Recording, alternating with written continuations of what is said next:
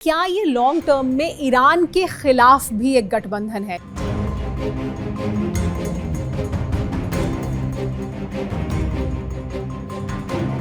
लेकिन ऐसा ज़रूर है कि अमेरिका का जो असर है वो इन देशों को लगता है कम है, उनके सामने चुनौतियां ज़्यादा हैं।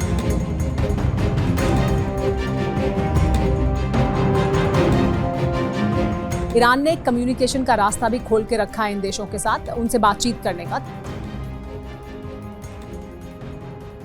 TV9 डिजिटल में आपका स्वागत है। आपके साथ मैं हूं सुमेरा खान। मैंने आपको बहुत विस्तार से बताया था सऊदी अरब, ईरान और तुर्की के बीच हुए नए डिफेंस पैक्ट के बारे में। इसे एक बहुत अहम डिफेंस पैक्ट माना जा रहा है।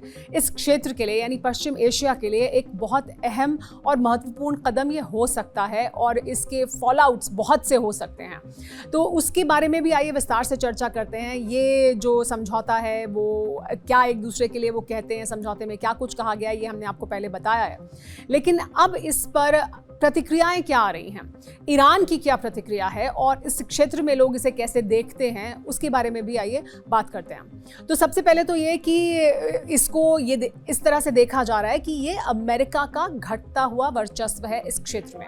अमेरिका ने जो सिक्योरिटी अम्ब्रेला दिया था, इसके बारे में हमने आपसे पहले वीडियो में भी बात की थी कि जो अमेरिका ने एक सिक्योरिटी अम्ब्रेला दिया हुआ था तमाम देशों को, सऊदी अरब, कतर, यूएई, वो इन देशों को लगता है, खासतौर पर सऊदी अरब को लगता है या कतर को भी ऐसा लगता है, हालांकि कतर अभी इसमें शामिल नहीं है, लेकिन सऊदी अरब को खासतौर पर लगता है कि उनको अपना जो सिक्योरिटी अपरेटस है उसे डाइवर्सिफाई करना चाहिए। उन्हें अपनी जो सुरक्षा को सुनिश्चित करने के लिए उनको सिर्फ एक अमेरिका पर निर्भर नहीं होना चाहिए, बल्कि उनके और सहयोगी होने चाहिए, क्योंकि उन्हें ऐसा लगता है कि उनकी जो रीजनल उनको जो चुनौतियाँ मिल रही हैं उसमें पूरी तरह से अमेरिका उनका उस तरह से प्रोटेक्शन नहीं कर सकता जैसा कि वो चाहते हैं कि उनका प्रोटेक्शन हो।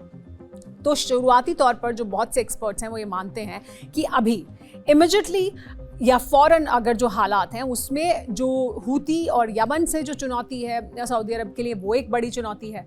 लेकिन क्या ये लॉन्ग टर्म में ईरान के खिलाफ भी एक गठबंधन है, यानी ईरान की जो चुनौती उभर रही है उसके खिलाफ है, या ये इजराइल के खिलाफ है, इजराइल की जो बढ़ती हुई ताकत है, और इजराइल ने जैसे कतर पर हमला कर दिया था उस तरह से, और इजराइल जिस तरह से इस वक्त असर्टिव है अपनी ताकत को लेकर, और जिस तरह से वो हमले कर रहा है लेबनान में या वो जो फिलिस्तीन में कर रहा है, कतर में उन्होंने हमला किया, उसके बाद क्या उसको बैलेंस करने की भी कोशिश है। तो देखिए ये चुनौतियां हैं, सऊदी अरब के लिए चुनौती इजराइल भी है, सऊदी अरब के लिए चुनौती ईरान भी है, और सऊदी अरब को ये एहसास हो रहा है, जो एक्सपर्ट्स हैं वो ये मानते हैं कि अमेरिका की जो ताकत है या अमेरिका का जो वर्चस्व था डिफेंस सिक्योरिटी देने में इस इलाके में, वो घट रहा है या वो कम हो रहा है। इसका ये मतलब नहीं है कि अमेरिका यहाँ से पूरी तरह से शायद चला जाएगा, हालांकि ईरान यही चाहता है कि अमेरिका यहाँ से पूरी तरह से हट जाए, वो यहाँ आए, बिजनेस करे, लेकिन वो यहाँ की जो सिक्योरिटी वो प्रदान करने की जो उसकी रणनीति रही है उसमें वो दखल अंदाजी ना करे, यानी जो सैनिक तौर पर उसके जो सैनिक यहाँ तैनात रहते हैं या सैन्य तौर पर जो वो इस इलाके में दखल रखता है वो दखल वो ना करे। ऐसा ईरान का लॉन्ग टर्म गेम है या उसका एक लॉन्ग टर्म प्लान ये है। हालांकि वो होगा या नहीं होगा अभी नहीं कहा जा सकता, लेकिन ऐसा ज़रूर है कि अमेरिका का जो असर है वो इन देशों को लगता है कम है, उनके सामने चुनौतियां ज़्यादा हैं। अमेरिका अगर कोई रीजनल कॉन्फ्लिक्ट होगा उसमें उनकी शायद उस तरह से मदद नहीं कर सकता है जैसा कि अभी तक अमेरिका ने दावा किया। ऐसा ज़्यादातर देशों को महसूस हो रहा है, इसके बारे में बात हो रही है। वहाँ जो एक्सपर्ट्स हैं, वहाँ जो पॉलिटिकल कमेंटेटर्स हैं, वो तमाम लोग इस चिंता को जाहिर कर रहे हैं, और देखिए हो भी रहा है।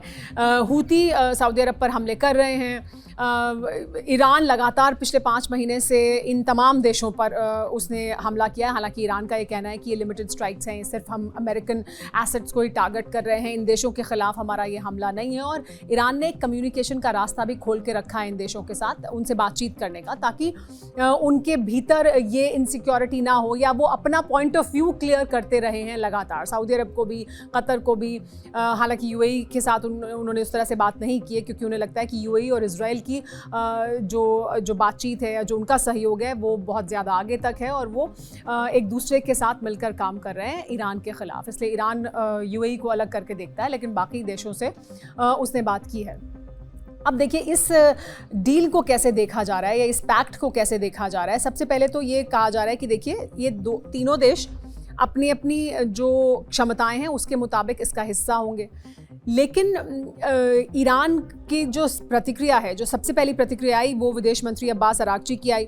उन्होंने बहुत ही सधे हुए अंदाज में सीधा इसका जिक्र ना करते हुए इस तरफ इशारा किया कि मुसलमानों को एकजुट होना चाहिए और बाहरी दुर्भावनापूर्ण ताकतों को हमें इस क्षेत्र से बाहर कर देना चाहिए। यानी वो इसको इस तरह से देख रहे हैं कि अगर आप अमेरिका के वर्चस्व के कम होने की वजह से क्योंकि वो दुर्भावनापूर्ण रवैया रखते हैं इस क्षेत्र के लिए, उनको हमें बाहर करना है और इस वजह से आपने आपस में समझौता किया है तो बहुत अच्छी बात है, ऐसा होना चाहिए। लेकिन हमें इस्लामिक ब्रदरहुड को या जो हमारे आपस का जो भाईचारा है उसे हमें बनाकर रखना चाहिए, ये उनकी प्रतिक्रिया थी। ईरान के विदेश मंत्रालय ने अभी तक इस पर आधिकारिक कोई प्रतिक्रिया नहीं दी है।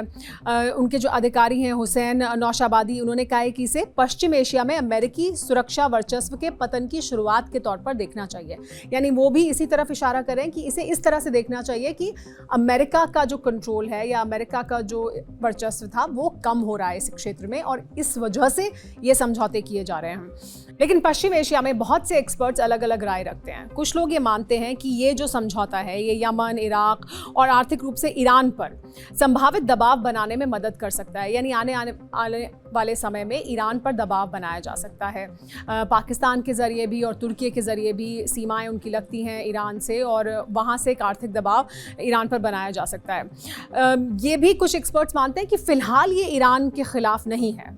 अगर ये जो समझौता किया गया है वो सीधे ईरान को ख़तरा देखकर या ईरान के लिए सीधे तौर पर एक चुनौती, क्योंकि ईरान उभर रहा है उस तौर पर, इस वजह से ये नहीं है, तो सीधे ईरान को चुनौती देने के लिए ये नहीं है। लेकिन ये अमेरिकी सुरक्षा व्यवस्था के एक विकल्प के तौर पर बनाया जा रहा है, क्योंकि वो अम्ब्रेला उन्हें लगता है कि नाकाफ़ी है उनको क्षेत्रीय चुनौतियां जो सामने हैं सऊदी अरब के, उनसे निपटने के लिए, और इस वजह से इस तरह के गठबंधन की ज़रूरत है। कुछ लोग ये मानते हैं कि समझौता ज़्यादा नया या ठोस नहीं है, पहले भी ऐसा हो चुका है, पहले भी समझौते हुए हैं, इसमें कुछ नया नहीं है। पाकिस्तान सहयोग करता रहा है, तुर्की भी बहुत सारे मुद्दों पे सहयोग करता रहा है, लेकिन और बहुत से विवाद भी रहे हैं तुर्की के सऊदी अरब के, लेकिन उसके बावजूद इसमें नया कुछ नहीं होने वाला है। ये सिर्फ दिखाने के लिए है और यही ईरान के भीतर भी बहुत से जो एक्सपर्ट्स हैं, ईरान के भीतर भी वो पक्ष जो बहुत मुखर होकर इसके खिलाफ बोल रहा है, वो इसे कह रहा है कि कागज़ पर किया गया एक समझौता है, इससे सऊदी अरब को संतुष्ट नहीं होना चाहिए, इससे उन्हें कोई प्रोटेक्शन नहीं मिलने वाला है, क्योंकि ये आप सिर्फ कागज़ पर एक हस्ताक्षर करके आप ऐसा कर रहे हैं, जब ज़रूरत पड़ेगी तब वो आपके सामने लड़ने के लिए नहीं आएंगे। और वो ये तर्क भी देते हैं कि देखिए यमन हमले कर रहा है, सऊदी अरब पर हूतियों ने हमला किया है, अभी भी जज़ान में उन्होंने हमला किया है, इसके अलावा भी उन्होंने हमला किया और लगातार हमले कर रहे हैं, तो आप हूतियों को नहीं रोक पाए हैं इससे पहले भी, और ये तो अभी ही टेस्ट हो जाएगा। यानी अभी भी तो हूती हमला कर रहा है सऊदी अरब पर, तो क्या पाकिस्तान और तुर्की मदद के लिए आने वाले हैं? ऐसा नहीं लगता है कि वो सीधे तौर पर किसी जंग में या सीधे तौर पर यमन के ख़िलाफ़ या ईरान के ख़िलाफ़ किसी युद्ध में उतर जाएंगे।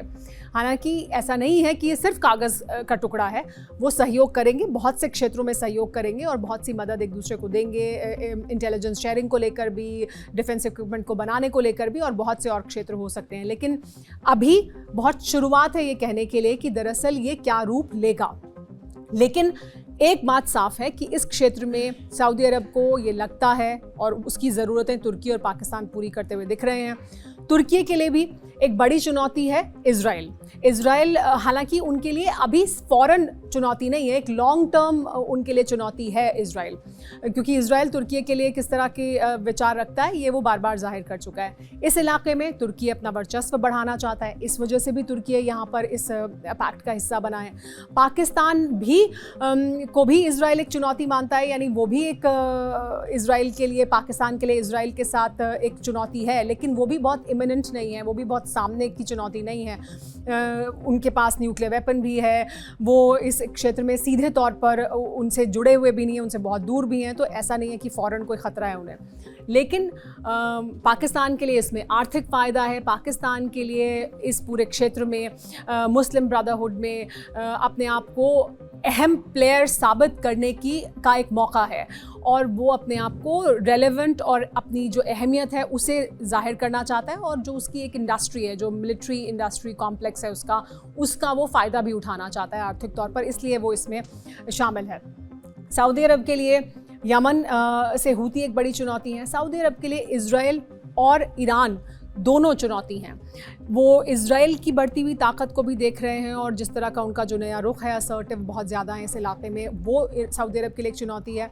सऊदी अरब को ये भी लगता है कि अमेरिका का वर्चस्व अगर कम होता है तो फिर इस इलाके में दो ही ताकत अगर रह जाएंगी, यानी इजराइल और ईरान, और वो इस पूरे इलाके में अपनी बात को मनवाएंगे या वो अपनी ताकत को असर्ट करेंगे तो फिर सऊदी अरब के पास विकल्प होने चाहिए, या वो अपनी ताकत को और मजबूत इस वजह से भी करना चाहते हैं क्योंकि उन्हें एक तरह का बदलाव दिखाई दे रहा है इस क्षेत्र में। जो पावर सेंटर्स हैं वो बदल रहे हैं, ताकत बदल रही है और इस वजह से भी इस पैक्ट की ज़रूरत महसूस की गई। हालांकि ये सीधे तौर पर जंग के मैदान में उस तरह से इसको लागू किया जाएगा या नहीं, इस पर संशय है क्योंकि अभी भी हूती सऊदी अरब पर हमले कर रहा है और अभी समझौता होने के बाद भी ये ज़रूर पाकिस्तान और तुर्की ने कहा है कि ये नहीं होना चाहिए, लेकिन इससे ज़्यादा कुछ अभी होता हुआ दिखाई नहीं दे रहा है। तो अभी देखना होगा। हालांकि बहुत से एक्सपर्ट्स ये भी मानते हैं कि ऐसा हो सकता है कि कुछ और देश इसमें शामिल हों और ईरान भी इसे सकारात्मक रूप से देखे, लेकिन उसके बावजूद आप समझिए कि